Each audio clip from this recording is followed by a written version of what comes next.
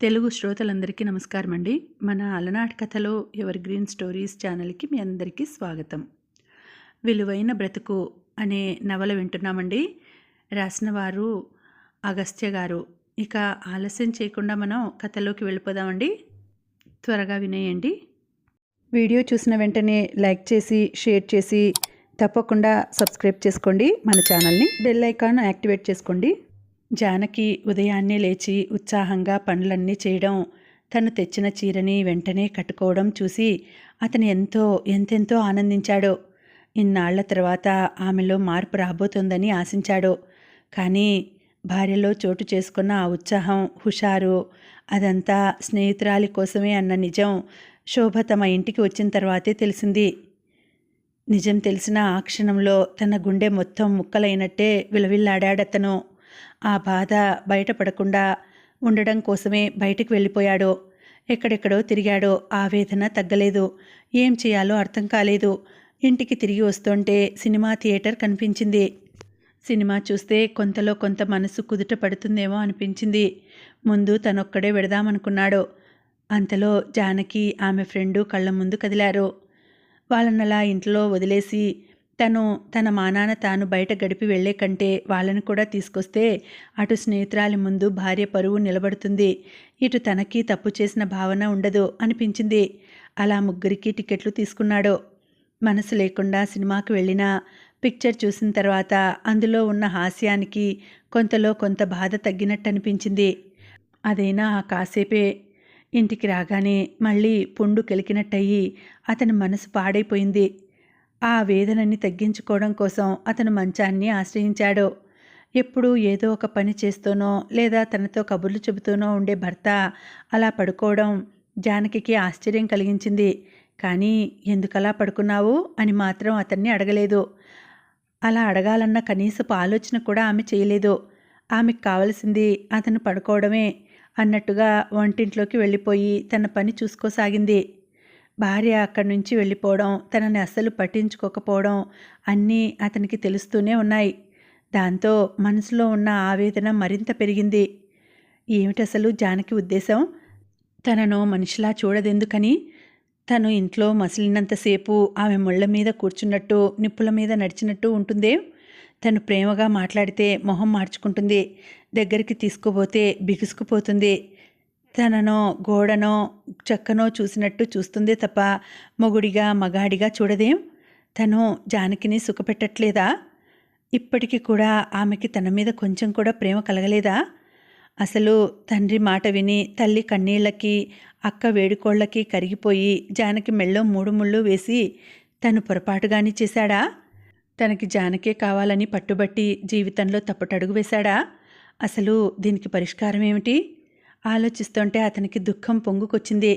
నిజానికి ఎంతటి కష్టకాలంలోనూ మగాడికి ఏడుపు రాదు. వచ్చినా మగాడు కనుక మనసున్నా సరే, అది నలిగి ముక్కలైపోతున్నా సరే ఏడవకూడదు. ఎందుకంటే ఏడ్చే మగాడిని ఎవరూ నమ్మరు. కానీ ఇన్ని తెలిసినా చిట్టిబాబు ఏడ్చాడు. శబ్దం పైకి రాకుండా, వంటింట్లో ఉన్న జానకికి వినిపించకుండా ఉండడానికి కష్టపడుతూ తనలో తనే పొగిలి పొగిలి ఏడ్చాడు. అప్పుడే అతనికి టీ తీసుకుని వంటింట్లోంచి యువతలకి వచ్చిన జానకి దిండులో ముఖం దాచుకుని పడుకున్న భర్తని, ఎగిరెగిరి పడుతున్న అతని భుజాలని చూసింది. అతను ఏడుస్తున్నాడని గ్రహించడానికి ఆమెకి ఎంతోసేపు పట్టలేదు. చెయ్యెత్తు మగాడు, బలవంతంగా తన మెళ్ళో తాళి కట్టిన మొగుడు ఎందుకు ఏడుస్తున్నాడో తెలియకపోయినా అసలు అతను ఏడవడం ఆమెకి వింతగా అనిపించింది. విచిత్రంగా చూసింది. ఆ పైన నిశ్శబ్దంగా వెనక్కి తిరిగి ఏమీ ఎరగనట్టు కిచెన్లోకి వచ్చేసింది. కారణం ఏదైనా కానీ అతను ఏడుస్తున్నాడు. చిట్టిబాబు కన్నీరు పెట్టడం, దాన్ని కళ్ళారా చూడ్డం తను ఆనందించదగిన విషయాల్లో మొదటిది. అది తలుచుకుంటున్న కొద్దీ జానకి ఒళ్ళంతా ఆనందంతో పులకలు రేగుతోంది. కడుపులోంచి నవ్వు తన్నుకుంటూ కెరటాల్లా ఎగిసిపడుతోంది. కళ్ళల్లోంచి క్షణక్షణానికి ఆనంద బాష్పాలు ఊరుతున్నాయి. ఏడవాలి, ఇంకా ఇంకా ఏడవాలి. అతను ఏడుస్తూ ఉంటే తను కళ్ళారా చూసి ఆనందించాలి. అతను ఒక్కడే కాదు, తన తల్లి, తండ్రి అందరూ గొల్లుమని ఏడవాలి. ప్రతీకారేచ్ఛతో కూడిన ఆనందంతో జానకి మనసు తెల్లారిపోతోంది. ఇంతలో పిల్లలు వచ్చి తలుపు తట్టడంతో ఉలిక్కిపడ్డాడు చిట్టిబాబు. బలవంతాన దుఃఖాన్ని దిగమింగి తనను తాను కంట్రోల్ చేసుకున్నాడో. జానకి వెళ్ళి తలుపు తీయడం తెలుస్తూనే ఉంది. ఆమెని అటు వెళ్ళనిచ్చి మంచం మీద నుంచి లేచాడో. ఏడ్చి ఏడ్చి ఎర్రబడిన కళ్ళని, ఉబ్బిన మొహాన్ని భార్య కంట పడకుండా వెళ్ళి మొహం కడుక్కొని వచ్చాడో. టీ ఇచ్చే వంకతో దగ్గరగా వచ్చి శుభ్రంగా కడుక్కున్న అతని ఏడుపు ముఖాన్ని కళ్ళారా చూసింది జానకి. అలా అతను ఏడ్చే సందర్భాలు, మొహం కడుక్కొని తన కంటబడే సన్నివేశాలు ఇంకా ఎన్నెన్నో రావాలని మనస్ఫూర్తిగా కోరుకుంది. తను ఏడవడం భార్య చూడలేదన్న వెర్రి భ్రమలో ఉన్న చిట్టిబాబు ఆమె మనసులో ఏం కోరుకుంటోందో తెలుసుకోగలిగి ఉండుంటే బహుశా అప్పటికప్పుడే గుండె పగిలి చచ్చిపోయేవాడేమో. ఇష్టం లేని వ్యక్తులతో, ఇష్టపడని పరిసరాల్లో జీవితం కొనసాగించడం కష్టం. ప్రస్తుతం జానకి పరిస్థితి కూడా అలాగే ఉంది. తెల్లారితే చాలు. అప్పుడే తెల్లారిందా, పగలంతా ఎలా గడపాలి అన్న ఆలోచన. పొద్దు గుంకితే చాలు, అమ్మో చీకటి పడింది, ఈ రాత్రిని ఎలా దాటాలరా భగవంతుడా అన్న బెంగ. క్షణక్షణం యాతన, అనుక్షణం విసుగు.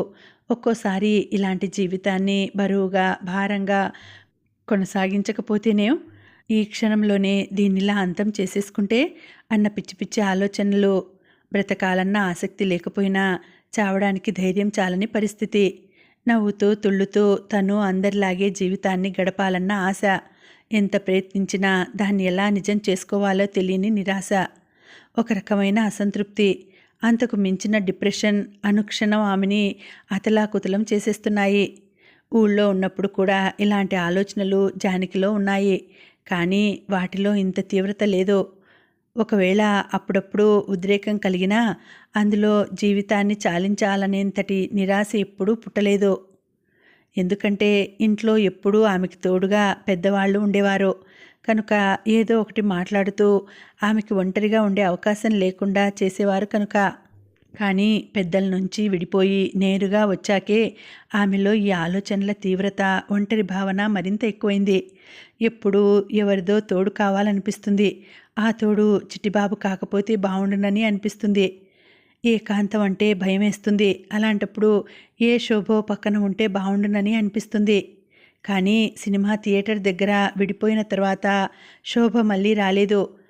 అనవసరమైన హడావిడిలో పడి తను ఆమె ఫోన్ నెంబరు అడిగి తీసుకోవడం మర్చిపోయింది. ఇంటి అడ్రస్ తెలీదు. ఆమె పనిచేసే కంపెనీకి వెళ్ళాలంటే భయం వేసింది. కానీ జానకికైతే వెంటనే శోభని చూడాలనిపించింది, ఆమెతో మాట్లాడాలనిపించింది. ఆ కోరికతోనే ఆమె ఉంటున్న బాలానగర్ సందు సందు గాలిస్తే శోభ దొరక్కపోతుందా అన్న ఆశతో ఇంటికి తాళం వేసి బయలుదేరింది. యువతలకి వస్తుంటే అనన్య గేటు దగ్గరే ఎదురైంది. హ్యాండ్ బ్యాగ్ భుజాన వేసుకుని వెడుతున్న తనని అడ్డుకొట్టి, ఎక్కడికి, ఏం పని లాంటి ఆరాలు అడుగుతుందేమోనని చాలానే భయపడింది. కానీ అనన్య అలాంటి ప్రయత్నం ఏది చేయలేదు. వస్తున్నదల్లా అక్కడే ఆగిపోయి పక్కకి తప్పుకుంది. జానకి ఆమెని చూసి చూడనట్టుగా అడుగులు ముందుకు వేసింది. పని మీద వెడుతున్నట్టున్నారు, ఆల్ ద బెస్ట్. వెనక నుంచి ఆమె అంటున్న మాటలు జానకి చెవులకి తాకాయి. అయినా వెనక్కి తిరిగి చూడలేదు. ఎవరికి కావాలి అవన్నీ? నన్ను అడ్డమైన ఆరాలతో చంపకుండా యువతల పడినిచ్చావు, అది చాలు మనసులోనే అనుకుంటూ ముందుకు దారి తీసింది. జానకి బస్టాప్కి ఇంకో 10 అడుగుల దూరంలో ఉండగానే ఒక బస్సు వెళ్ళిపోయింది. పోతే పోయిందిలే, వెంటనే ఇంకోటి దొరక్కపోదు అనుకున్న ఆమె ఆశ నిరాశ అయింది. పావుగంట గడిచినా ఒక్క బస్సు రాలేదు. నిలబడి నిలబడి కాళ్ళు పీకుతుంటే రాణి బస్సుని, తను బయలుదేరుతున్నప్పుడు ఎదురొచ్చిన అనన్యని తిట్టుకుంది. మరో 5 నిమిషాలు చూసింది.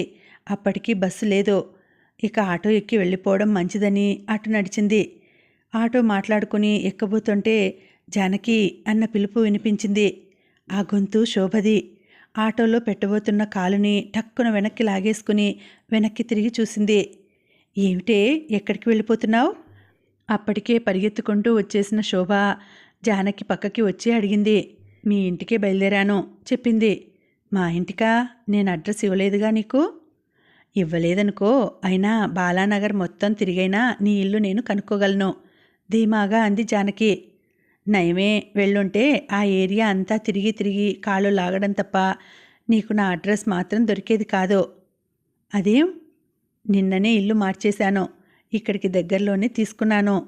అవన్నీ వివరంగా ఇంటి దగ్గర మాట్లాడుకుందాం పదా అంటూ ఆమె చెయ్యి పట్టుకుని ముందుకు దారి తీసింది శోభ. కబుర్లలో పడి ఎంత దూరం నడిచింది తెలియలేదు. కానీ కాళ్ళు లాగుతున్నట్టు అనిపిస్తే అప్పుడు సందేహం కలిగింది జానకికి. స్నేహితురాలు తనని చాలా దూరమే నడిపించిందేమోనని. ఏమిటే శోభ, ఇంకా ఎంత దూరం మీ ఇల్లు? అసహనంగా అడిగింది. వచ్చేశాం ఇక్కడే అంటూ మరో 50 గజాల దూరం నడిపించింది. అదంతా ఇండస్ట్రియల్ ఏరియాకి ఆనుకుని ఉన్న ఒక మారుమూల ప్రాంతం. చుట్టుపక్కల మొత్తం కంపెనీలే ఉన్నాయి. ఆ మధ్యలో చిన్న కాలనీ అది. అప్పుడప్పుడే అభివృద్ధి చెందుతోంది. చుట్టుపక్కల ఉన్న కంపెనీల్లో పనిచేయడానికి గాను రోజు ఆ ఏరియాకి కొన్ని వందల మంది వచ్చి వెడుతుంటారు. అయినా అక్కడికి సరైన ప్రయాణ సౌకర్యాలు ఏవీ లేవు. డబ్బులుంటే ఆటో ఎక్కి వెళ్ళాలి, లేదంటే కాలినడకని ఆశ్రయించాలి. అబ్బా, ఇంత దూరం ఎందుకొచ్చారే? జాలిగా అడిగింది జానకి. ఇంటి రెంట్ తక్కువని కక్కుర్తిపడ్డాను. పైగా చుట్టూ ఉన్న కంపెనీలను చూసావుగా, అందులో ఏ ఒక్కటైనా నాకు ఉద్యోగం ఇచ్చి ఆదుకోబోతుందా అని ఇక్కడికి మారాం చెప్పింది. ఆమె మాటలకి జానకి ఆశ్చర్యపోయింది. అదేమిటి, ఏదో ఉద్యోగం చేస్తున్నానన్నావుగా? నిజమే, ప్రొడక్షన్ లేదని ఆ కంపెనీలో బ్రేక్ ఇచ్చాడు. మళ్ళీ అదే కంపెనీలో వర్క్ మొదలవ్వాలంటే కనీసం 3 నెలలు పడుతుంది. అంతవరకు ఖాళీగా ఉండడం ఎందుకని వేరే దానికి ప్రయత్నిస్తున్నాను. అదిగాక ఆ ఏరియాలో రెంట్లు మరీ ఎక్కువగా ఉన్నాయి. అంచేతనే ఇక్కడికి చేరుకున్నాం చెబుతూనే ఓ ఇంటి ముందు ఆగిపోయింది. ఇదే ఇల్లు, గేటు తీస్తూ చెప్పింది శోభ. కూతురితో పాటు లోపలికి వస్తున్న జానకిని గుర్తుపట్టి ఆనందంగా ఆమెకి ఎదురొచ్చింది శోభ తల్లి రాజేశ్వరి. బావున్నావా జానకి? ఆప్యాయంగా పలకరించింది. బావున్నాను అన్నట్టు తలూపింది. రా లోపలికి, రాజేశ్వరి సాదరంగా ఆహ్వానించింది. ఆవిడతో బాటుగా లోపలికి అడుగుపెట్టి ఊపిరాడనట్టుగా ఉక్కిరిబిక్కిరి అయింది జానకి. చాలా చిన్న గది అది. 2 కూర్చుంటే మూడో మనిషి నిలబడడానికి చోటు చాలనంత చిన్నదిగా ఉంది. ఆ కాస్త దాంట్లోనే తల్లి కూతురు ఎలా కాలక్షేపం చేస్తున్నారో జానకికి అంతుపట్టలేదు. రూమ్ రెంట్ 2000కి మించి ఉండదేమో అనిపించింది. ఎలా ఉంది మా పోర్షన్? జానకి ఇబ్బందిని గమనించి అడిగింది శోభ. ఎలా ఉంటేనేం, పరిస్థితులు సహకరించినప్పుడు సరిపెట్టుకోక తప్పదు కదా అంది.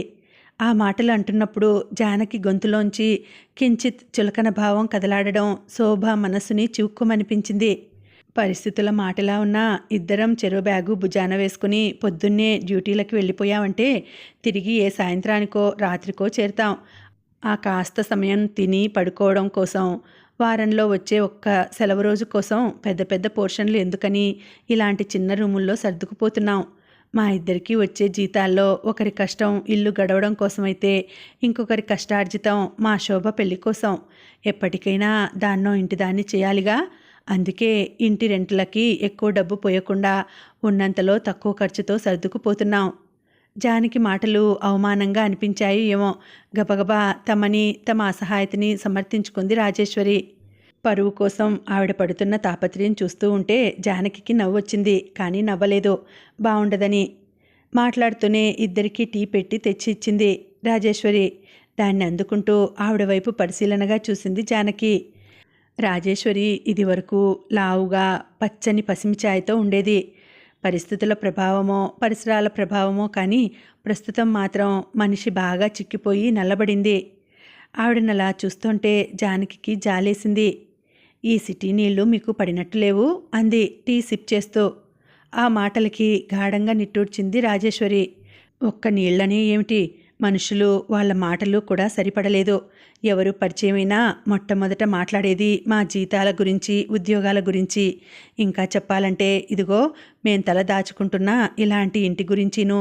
అందుకే మన ఊరి వాళ్ళు ఎవరైనా ఎక్కడైనా కనపడినా శోభ పలకరించి వచ్చేయడమే తప్ప ఫోన్ నెంబర్లు అడ్రస్లు ఇవ్వట్లేదు. మన వాళ్లే కదా అని ఇంటికి పిలిచి అవమానపడడం ఎందుకని తన వేదన కక్కుతున్నట్టుగా మాట్లాడుతూనే పనిలో పనిగా జానకిని దెప్పేసింది. ఊహించని ఆ ఎదురుదాడికి ఉక్కిరిబిక్కిరైపోయి మాటల కోసం తడుముకుంది జానకి. ఆ మెరకటాన్ని గమనించింది శోభ. ఇప్పుడు చెప్పు, ఏమిటి విశేషాలు? ఇంత అర్జెంటుగా నా కోసం ఎందుకు బయలుదేరావు? చటుక్కున మాట మార్చింది శోభ. అర్జెంటేం లేదు, ఇంట్లో ఒక్కదాన్ని ఉండేసరికి పిచ్చెక్కినట్టయింది. వెంటనే నిన్ను చూడాలనిపించింది, బయలుదేరాను. నా కర్మేమిటో 15 గంట పైగా ఎదురు చూసినా ఒక్క బస్సు రాలేదు. ఇక ఆటోలో బయలుదేరదాం అనుకుంటుండగా నువ్వొచ్చావు అంది జానకి. నువ్వు బయటపడిన వేళా విశేషం బావుండబట్టి నాకు కనపడ్డావు. లేకపోతే క్షణంలో ఇద్దరం మిస్ అయి ఉండేవాళ్ళం. ఆ తర్వాత ఈ రోజంతా నీ తిప్పలు ఎలా ఉండేవో ఆ దేవుడికి తెలిసేవి నవ్వేస్తూ అంది శోభ. ఆ సీన్ తలుచుకుంటుంటే ముందు జానకికి భయం వేసింది. ఆ తర్వాత నవ్వొచ్చింది. శోభ నవ్వులో తను శృతి కలిపింది. సరిగ్గా అప్పుడే తనకి ఎదురుగా అనన్య రావడం, వెనక నుంచి బెస్ట్ ఆఫ్ లక్ చెప్పడం గుర్తొచ్చింది. వస్తుంటే మా పక్క పోర్షన్లో ఉండే ఆవిడ ఎదురొచ్చిందిలే నిట్టూరుస్తూ అంది జానకి. అయితే ఆవిడ ఎదురు చాలా మంచిదన్నమాట శోభ నిర్ధారించేసింది. కానీ జానకికి అలా అనిపించలేదు. బస్సులు రావడం లేట్ అయింది కనుకనే తను శోభ కలిశారు. లేకపోతే ఇక అంతే. బస్సులు టైంకి రాకపోవడానికి ఆవిడ ఎదురు రావడానికి ఏ సంబంధం లేదు అనుకుంది. ఏమిటి అంతలా ఆలోచిస్తున్నావు? టీ తాగు, లేకపోతే చల్లారిపోతుంది. శోభ హెచ్చరికతో ఈ లోకంలోకి వచ్చి పడింది.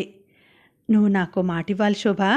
టీ తాగడం పూర్తి చేసి ఖాళీ గ్లాసు కింద పెడుతూ అంది జానకి. ఏమిటి?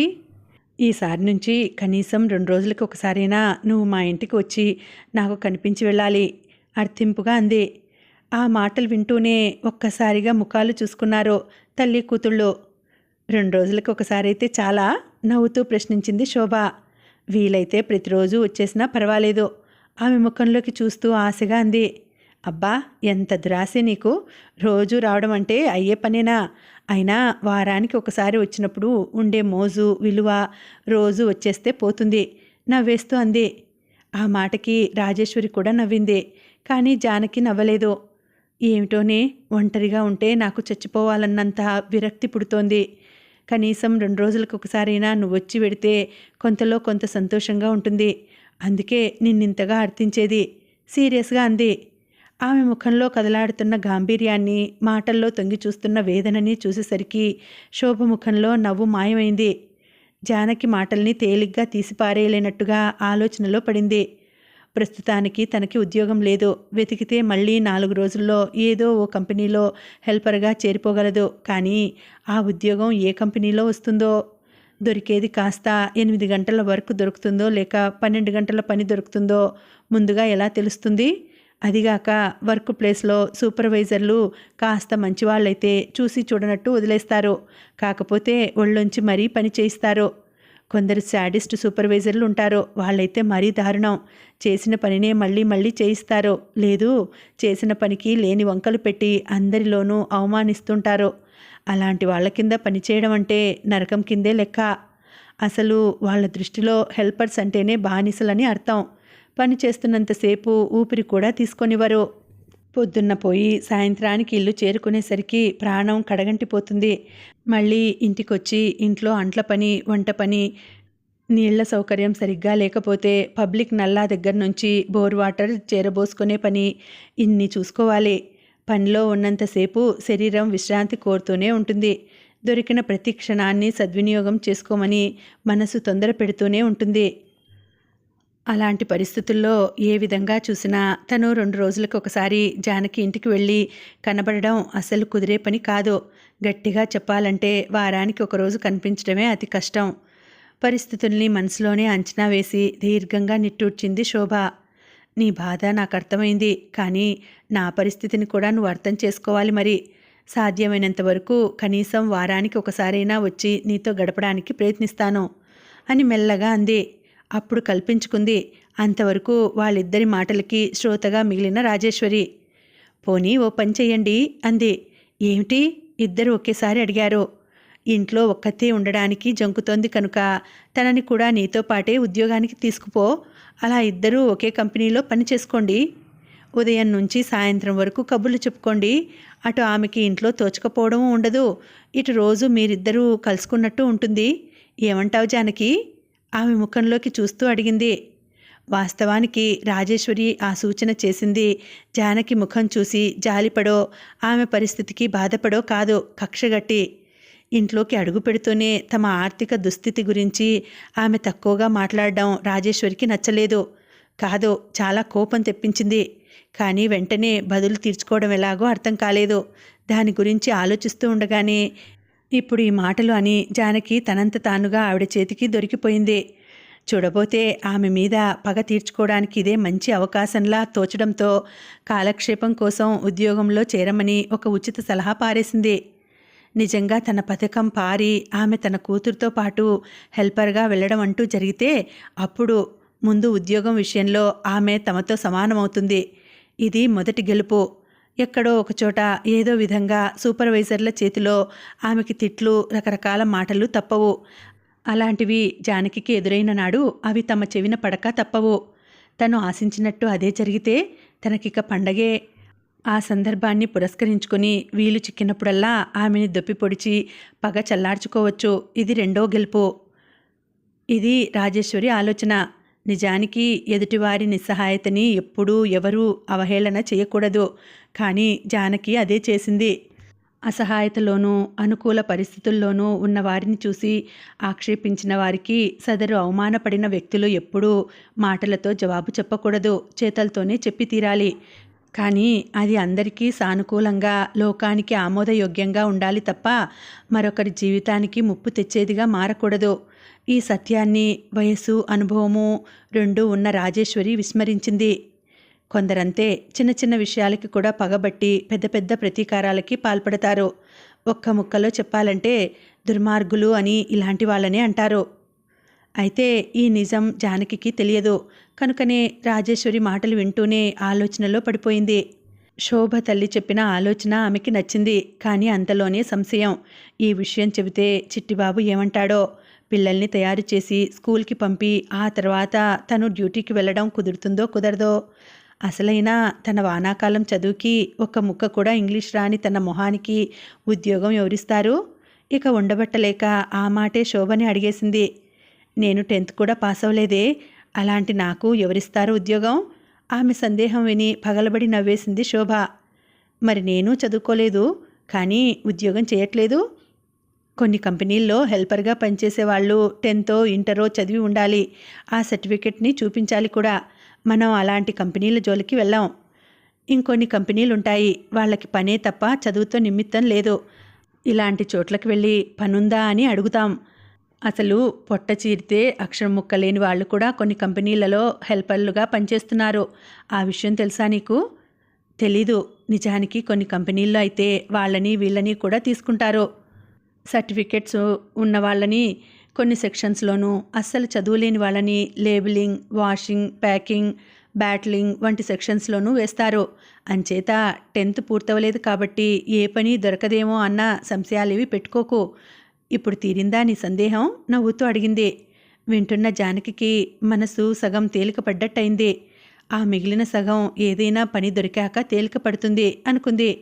మరైతే ఇంకెందుకు ఆలస్యం? నీతో పాటు నాకు ఒక ఉద్యోగం చూడు అంది వెంటనే. మీ ఆయనతో ఓ మాట చెప్పవా?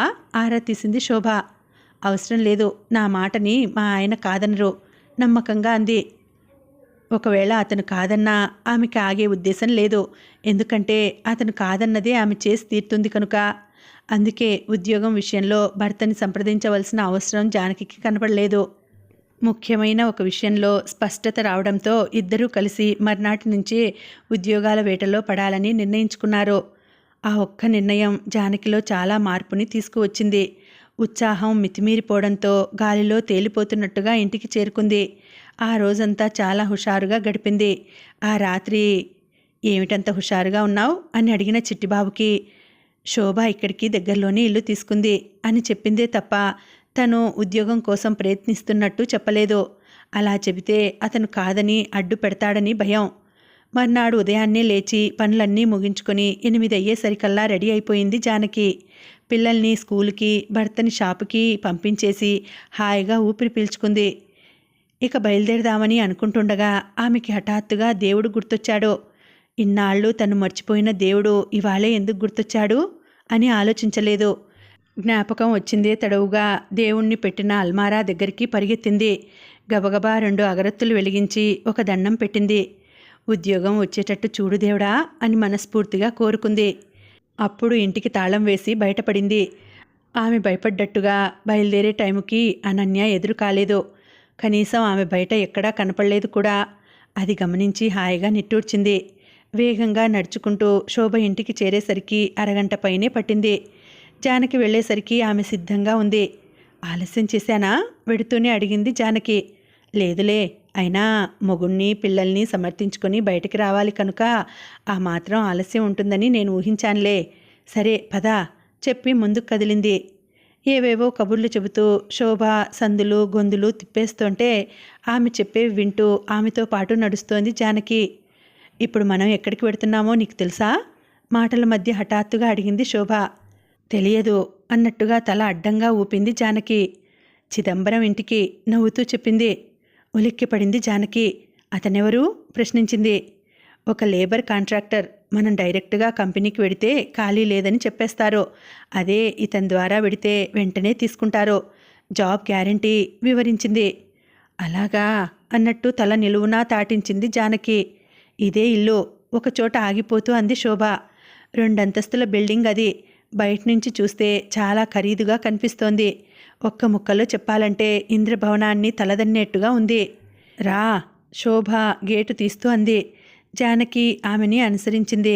ఇద్దరూ కలిసి ఆఫీస్ రూంలోకి వెళ్లారు. అక్కడ ఒకతను కూర్చుని ఉన్నాడు. పచ్చని పసిమిఛాయ, చక్కగా దువ్విన నొక్కుల జుట్టు, కోటేరు లాంటి ముక్కు, సూదుల్లాంటి చూపులు. వయసు 30 పైన, 35 లోపు. అంతకంటే ఎక్కువ ఉండదు. ఒక్కసారి చూస్తే చాలదు, మళ్ళీ మళ్ళీ చూడాలి అనిపించేట్టుగా ఉన్నాడు. అతనిది అందం కాదు, ఏదో బలమైన ఆకర్షణ. అతన్ని చూసిన మొదటి చూపులోనే జానకికి అదోలా ఏదోలా అనిపించింది. అసలు అందం అంటే ఇది, మగాడంటే ఇలా ఉండాలి. ఇతన్ని చూసి ఏ ఆడపిల్ల మనసు పారేసుకోకుండా ఉంటుంది?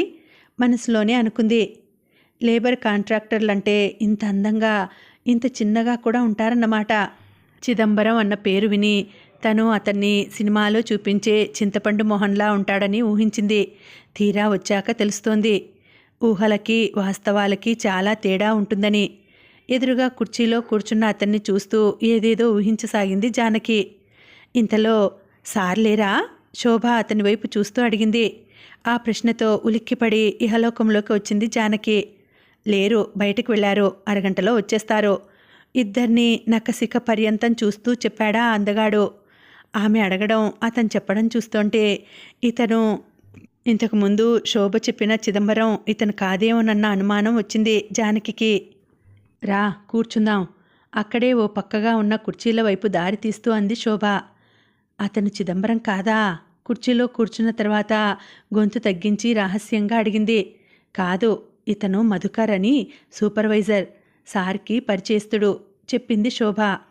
ఆ పేరు కూడా జానకి మదిలో అదో రకమైన గిలిగింతలు రేపింది. మనిషికి తగ్గ పేరు, ఎంత అందంగా ఉన్నాడో మరోసారి అనుకుంది. ఎందుకో అతన్ని మళ్ళీ ఇంకొకసారి చూడాలనిపించింది.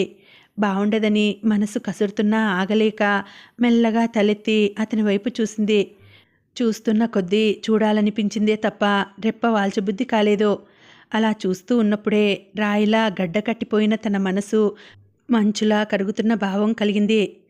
వసంత సమీరం తాకిన మల్లెలా రేకు రేకు విచ్చుకుంటున్నంత హాయి మొదలైంది. అతనలా ఎంతసేపు చూసినా తనివి తీరడం లేదో, ఇంకా ఇంకా చూడాలని అనిపిస్తోంది. కానీ అతన్ని తను అలా చూస్తున్నప్పుడు అదతను గమనిస్తే ఏమనుకుంటాడోనన్న స్పృహైనా లేకుండా ఒళ్ళు మరిచి అతన్నే చూడసాగింది జానకి. ఎవరివో చూపులు తన ఒళ్లంతా తడుముతున్నట్టు అనిపించడంతో చూస్తున్న ఫైల్లోంచి యథాలాపంగా తలెత్తి చూశాడు మధుకర్. సరిగ్గా అప్పుడే జానకి చూపులు అతని చూపులతో ముడిపడ్డాయి. కళ్ళు కలవడంతో జానకి తత్తరపడింది. అతను హఠాత్తుగా తలెత్తగలడని ఆమె ఊహించలేదు. దాంతో దొరికిపోయిన దొంగలా సిగ్గుపడి చటుక్కున కళ్ళు దించుకొని నేల చూపులు చూడసాగింది. ఆమె ప్రవర్తన మధుకర్కి నవ్వు తెప్పించింది. తన అందాన్ని అలా కళ్ళప్పగించి చూసేవాళ్లంటే అతనికి మహాచులకన. కానీ అనవసరంగా నవ్వితే బావుండదని బలవంతాన కంట్రోల్ చేసుకున్నాడు. ఇంతలో చిదంబరం రానే వచ్చాడు. అతను రావడమే సరాసరి తన పర్సనల్ రూంలోకి వెళ్ళిపోయాడు. చిదంబరం వెళ్ళిన తర్వాత 2 నిమిషాలు ఆగి గ్యాప్ ఇచ్చి అప్పుడు లోపలికి వెళ్ళాడు మధుకర్. తిరిగి 5 నిమిషాల తర్వాత బయటకొచ్చాడు. మీ ఇద్దరినీ సార్ రమ్మంటున్నారు చెప్పేసి మరోవైపుకి వెళ్ళిపోయాడు. జానకిని వెంటబెట్టుకుని లోపలికి వెళ్ళింది శోభ. ఆమె అంతకుముందు ఊహించినట్టుగానే పాత చింతపండు రంగులో ఉన్నాడతను. ఈ రంగుకి ఆ పేరుకి చక్కగా సరిపోయింది. జానకి మనసులోనే అనుకుంది. నమస్తే సార్. లోపలికి వెళ్ళగానే అతన్ని ఉద్దేశించి 2 చేతులు జోడించి మరీ చెప్పింది శోభ. బదులుగా తలూపాడతను. ఏమిటిలా వచ్చావు అడిగాడు అనవసరమైన గాంభీర్యాన్ని ప్రదర్శిస్తూ. అతని చూపులన్నీ తన ఎదురుగా నిల్చున్న శోభ మీద కాక ఆమె వెనుక ఒదిగి నిల్చున్న జానకి మీదే ఉన్నాయి. ఏదైనా డ్యూటీలో పెట్టిస్తారని నవ్వుతూ చెప్పింది. పనిలో పనిగా 2-3 మెలికలు కూడా తిరిగింది. ఆ కాస్త ముక్క అతనితో చెప్పడానికి అంతలా నవ్వడం ఎందుకో జానకికి అంతుబట్టలేదు. ఏం డ్యూటీ కావాలేమిటి? చైర్లో వెనక్కి వాళ్తూ చిద్విలాసంగా అడిగాడు. ఏం సార్, అడిగితే జీఎం పోస్ట్ ఇప్పిస్తారా ఏమిటి? అయినా మా గురించి మీకు తెలియందే ఉంది. మాకు తగ్గ పని ఏదో ఒకటి చూపించండి చాలు చెప్పి మళ్ళీ నవ్వింది. స్నేహితురాలి నవ్వు, మాట తీరు ఏది జానకికి నచ్చలేదు. కాస్తంత విసుగ్గా అనిపించడంతో తన చూపుల్ని ఆ ఇద్దరి మీద నుంచి ఆ పక్కనే ఉన్న ఇండోర్ ప్లాంట్స్ వైపు మరల్చింది. ఇద్దరికీ కావాలా? జానకినే గుచ్చిగుచ్చి చూస్తూ అడిగాడు. అవును సార్ చెప్పేసి పనిలో పనిగా మోచేత్తో ఎటో చూస్తున్న జానకి డొక్కలో ఒక్క పోటు పొడిచింది శోభ. ఆ దెబ్బతో అలర్ట్ అయిపోయిందామె. ఈమె జానకి సార్, నా ఫ్రెండ్. ఆమెని చిదంబరానికి పరిచయం చేసింది. ఇక తప్పనిసరి నమస్కారం అన్నట్టు 2 చేతులు జోడించింది. ఇద్దరినీ మరోసారి మార్చి మార్చి చూసి గాఢంగా నిట్టూర్చాడు చిదంబరం. మీరు నిన్న వచ్చుంటే బాగుండేది. నిన్ననే చాలామంది వర్కర్స్ని తీసుకున్నాం. వాళ్లతో పాటు పంపించి ఉండేవాణ్ణి అన్నాడు. శోభ మాట్లాడలేదు. సూటిగా అతను ఇంకా ఏం చెబుతాడో అన్నట్టుగా చిదంబరం ముఖంలోకే చూస్తోంది. సర్లే, చాక్లెట్ కంపెనీలో చేయడానికి వర్కర్స్ కావాల్సి ఉంటుంది. కానీ ఇప్పుడు కాదు, వారం తర్వాత. మీరు ఒక 4 రోజులు ఆగి కనిపించండి చెప్పాడు. అబ్బా, ఇంకా 4 రోజులా? ఎలాగ సార్ ఓపిక పట్టేది? శోభ గారాలు పోయింది. ఒక 4 రోజులు ముందు చేరితే శాలరీ ఎక్కువ వస్తుంది. ఇంకో 4 రోజులు ఆలస్యంగా చేరితే అది తగ్గిపోతుంది. అందుకే అతన్ని అంత కాకా పడుతోందామే. శోభ ప్రవర్తన చూస్తుంటే జానకికి చెప్పలేనంత ఆశ్చర్యం వేసింది. కట్టుకున్న పెళ్ళాం కూడా మొగుడి దగ్గర అంత వయ్యారాలు ఒలకబోయలేదు. చిదంబరం ముందు శోభ ప్రవర్తన అంతకు మించిపోయింది. అసలు మగాళ్ళని చూస్తే పెద్ద పులిని చూసినట్టుగా జడుసుకుని పారిపోయే ఆ శోభ, పరాయి మగాడి ముందు వయ్యారాలు పోయే ఈ శోభ ఒక్కరేనా అన్నంత సందేహం కలిగింది జానకికి. చిదంబరం జేబులోంచి సిగరెట్ పెట్టే లైటర్ తీసి సిగరెట్ ముట్టించాడు. 2 దమ్ముల్లాగి సెల్ ఫోన్ తీసి ఎవరికో ఫోన్ చేశాడు. 2 సెకండ్లు మాట్లాడి దాన్ని ఆఫ్ చేశాడు. వెంటనే శోభ వైపు చూసి మరోసారి నిట్టూర్చాడు. ముందే చెప్పానుగా, ఎక్కడా వేకెన్సీలు లేవు. ఒక్క వారం ఆగండి, ఆ తర్వాత ఏదో ఒకటి చూస్తాను. మళ్ళీ అదే పాట పాడాడు. ఈసారి శోభ ఊరికే ఉండలేదు. చాలా కంపెనీలు ప్రొడక్షన్ లేదని బ్రేక్ ఇచ్చేస్తుంటే మీరేమిటి సార్, ఎక్కడా ఏ ఖాళీలు లేవని చెప్తున్నారు? సూటిగా అడిగేసింది. ఆ మాటలకి చిదంబరం తత్తరపడ్డాడు. నా సంగతి నీకు తెలీదు. నా కాంట్రాక్ట్లో ఉన్న కంపెనీలన్నీ బాగానే ఉన్నాయి. నేను మాట్లాడుతున్నది వాటి గురించి. ఇక మీరు వారం ఆగక తప్పదు చెప్పేసి ఇక వెళ్ళండి అన్నట్టు చూశాడు. అతని చూపుల్ని అర్థం చేసుకున్న జానకి గిరుక్కున వెనక్కి తిరిగి వెంటనే బయటకు వచ్చేసింది. శోభ ఆమెని అనుసరించింది. ఏమిటి వాడలా ఫోజులు కొడుతుంటే నువ్వింకా వాడి కాళ్లే పట్టుకుని వేలాడుతున్నావు? బయటికి రాగానే విసుగ్గా అడిగింది జానకి. చిదంబరం ప్రవర్తన తలుచుకుంటుంటే ఆమెకి ఒళ్ళు మండిపోతోంది. అన్నంత తేలిగ్గా తీసిపారేకు. చిదంబరం చేతిలో పెద్ద పెద్ద కంపెనీలున్నాయి తెలుసా? మరో 1/2 డజన్ కంపెనీలని పట్టే ప్రయత్నంలో ఉన్నాడు. అంతేకాదు, ఈ ఏరియాలో లేబర్ కాంట్రాక్టర్స్ అందరిలోకి అతనే నెంబర్ 1. కళ్ళు పెద్దవి చేస్తూ చెప్పింది శోభ. అయితే అయ్యాడు, కానీ నువ్వు మరీ అంతగా వాణ్ణి దేవరించకుండా ఉండాల్సింది కోపంగా అంది జానకి. ఆ మాటలకి పేలవంగా నవ్వింది శోభ. తప్పదే, పొట్ట చేత పట్టుకుని ఈ ఊరొచ్చాం. రెక్కాడితే గాని డొక్కాడదు. ఏరియా మారడం వల్ల ట్రాన్స్పోర్టేషన్కి వాటికి వీటికి చాలా ఖర్చయింది. కిందటి నెల తెచ్చుకున్న జీతం డబ్బులు అయిపోవస్తున్నాయి. అమ్మకి నాకు ఇద్దరికీ సంపాదన లేదు. ఉన్న కాసిని పైసలు అయిపోయేలోపు మళ్ళీ ఏదో ఒకటి వెతుక్కోవాలి. లేదంటే పస్తులు తప్పవు. ఆర్థిక సమస్యల వల్లే ఒక్కోసారి అతిగా ప్రవర్తించాల్సి వస్తూ ఉంటుంది. తప్పదు బరువుగా అంది. ఆ క్షణంలో శోభను చూస్తే మరొకరు ఇంకొకరు అయితే కరిగిపోయేవారే. కానీ జానకికి మాత్రం అలాంటి భావాలేవీ కలగలేదు. అంత తప్పనిసరి పరిస్థితే వస్తే పస్తులనైనా భరించాలి, కానీ ఇలా పిచ్చి పిచ్చి వేషాలు, పిచ్చి మాటలు మాట్లాడకూడదు. అని మరింత కోపంగా అంది. ఆ మాటకి శోభ మనసు కలుక్కుమంది. తన పరిస్థితిని అర్థం చేసుకోవడం మాట దేవుడెరుగు. కనీసం కించిత్ సానుభూతి కూడా లేకుండా మాట్లాడుతున్న ఆమెను చూస్తుంటే కోపము వచ్చింది. అప్పుడే మనసులో అనుకుంది, నిన్నిలా కించపరిచేందుకు నాకు ఒకరోజు రాకపోదు అని. పైకి మాత్రం కడుపు నిండిన వాళ్ల కబుర్లు ఇలాగే ఉంటాయి. నా పరిస్థితిలో నువ్వుంటే అప్పుడు తెలుస్తుంది నా బాధ ఏమిటో టక్కున అంది. అసలు ఇంతకీ వాడు మనకి ఉద్యోగం ఇస్తాడంటావా? హఠాత్తుగా అడిగింది జానకి. ఏం, ఎందుకొచ్చిందా అనుమానం నీకు? ఎదురు ప్రశ్న వేసింది శోభ. ముందు నా ప్రశ్నకి సమాధానం చెప్పు. ఇస్తాడా? ఇవ్వచ్చు, గ్యారంటీగా ఇస్తాడు. అంత నమ్మకం ఏమిటి నీకు? ఆడగాలి వాడి వీక్నెస్ అంచేత ఆడవాళ్ళు అడిగితే కాదనడు. అంతేకాదు, ఆడవాళ్ళు అడిగిన వెంటనే కూడా అవునన్నాడు. ఎందుకని? తన బలహీనతని కనిపెట్టేస్తారేమోనన్న భయం. ఏడిశాడు. నల్లమట్టి కుండ మొహం వాడును. మొహాన్ని వెగటుగా పెడుతూ అంది జానకి. అలా అనకు. ఎన్నో పెద్ద పెద్ద కంపెనీల్లో ప్రొడక్షన్ ఎక్కువగా ఉన్న సమయంలో జిఎంలకి ఎండీలకి ఆ మొహం అంటే ఎంత వాల్యూనో తెలుసా? అంచేత మనకి ఉద్యోగం తప్పకుండా వస్తుంది అని ధీమాగా అంది. కానీ వాడి దగ్గర ఉద్యోగం చేయడం నాకు ఇష్టం లేదు. ఎందుకని? వాడు నల్లగా ఉన్నాడు. నలుపంటే నాకు అసహ్యం. ఆ రంగు వాడి మొహం చూస్తుంటేనే నాకు వాంతి వస్తుంది. నిజంగానే వాంతి చేసుకునేటట్టుగా ముఖం పెడుతూ అంది జానకి. శోభ పకాలన నవ్వింది. నిన్ను వాడి కాంట్రాక్ట్లో ఉద్యోగానికి వెళ్ళమన్నానే కానీ వాడి పక్కన పడుకోమనలేదుగా నవ్వేస్తూ అంది. ఆమె అంత పచ్చిగా మాట్లాడుతుంటే జానకి ఒళ్ళు మండిపోయింది. ఛీ, ఏం మాటలే అవి, సిగ్గు లేకుండా కోపంగా కసిరింది. కాకపోతే మరేమిటి? చిదంబరాన్ని మనం ఈరోజు చూసాం, రేపు చూస్తాం, మహా అయితే ఎల్లుండి కూడా చూస్తాం. తప్పితే రోజూ చూడం కదా. కంపెనీల్లో మనకి రోజూ కనిపించేది సూపర్వైజర్లు, ప్లాంట్ మేనేజర్లు, జీఎంలు, ఎండీలును.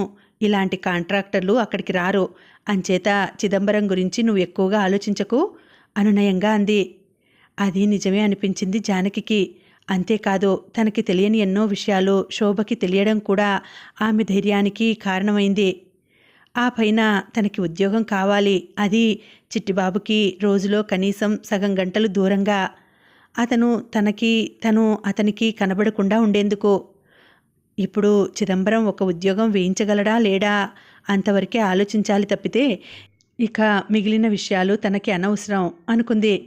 అలా అనుకోగానే కొంత ఊరట కలిగినట్టు అనిపించింది. అయితే అతను మనకి ఉద్యోగం చూపిస్తాడంటావు? మళ్ళీ అడిగింది. తప్పకుండా.